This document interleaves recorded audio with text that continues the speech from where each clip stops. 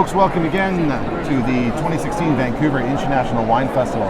I am Chef Christophe, and I'm lucky enough to be here with my friend Stefano from Marchesi Antinori. Stefano, thank you so much for making the time to be with me today. Thank you.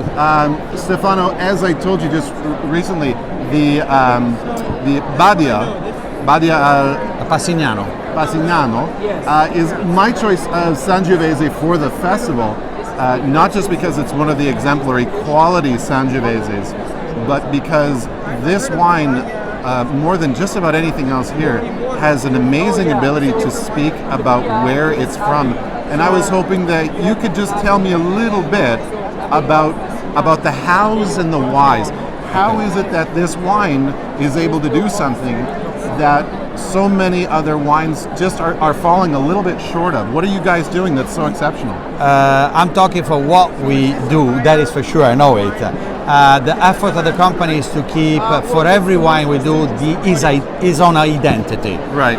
In this particular wine, I like to mention the fact, quoting our wine maker's word, Sangiovese doesn't need the charity of the oak. Okay. So, all the structure, the body, the acidity, the tannins that you find in this wine are coming from the grapes. Right. Every effort is fine, it's put to keep this identity. Right. When I say that we don't use any extra effort, I mean the wine is then aged in big cask. Usually people tend now to put everything in small Barriques, yeah. We have our own barrels made in Hungary with Slavonian oak. This oak has a particular character. It's growing in these oak trees are growing in a very cold area, growing slowly, so Yes. tiny porous, not a lot of exchange of flavor with the wine. Yeah. So they are, I'm not saying that, are almost neutral with the final touch. Not only that, we also use a big cask, I mean the size of 2 barrels, so 500 liters big. So now for the technical people in Yeah. the audience, would this be a foudre? Definitely yes. Okay. Definitely yes. This is a wine that requires Sangiovese. I'm always saying is the best wine for food, to pair with food. Okay. In particular, this one with a specific structure Yes. and a clear acidity that's balanced in the structure is a wine that requires a little bit of fat. So the typical fat that you find in a steak, in the meat, in an aged cheese. Right. This is the perfect pairing with this bottle of wine. So most of the audience knows that I'm a chef and I love to cook and I obviously love to eat.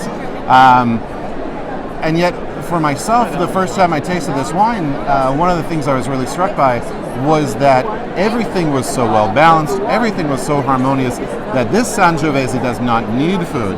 There are a lot of things that it can pair very well with, but you understand what I'm saying, Yeah. that there are many Sangiovese, they need food. You have to pair them with food. Yes. So let me ask you, when you're at home and if you're cracking open a Badia, what are you eating with it? Actually, you just mentioned what I just did. Actually, I've been opening a bottle, it was not this vintage, a previous vintage. Yeah. I've been opening a bottle of Badia Passignano 97. That was the bottle that I bought for my son's birthday. Right. Okay, it was born in 97, so 18 years old bottle.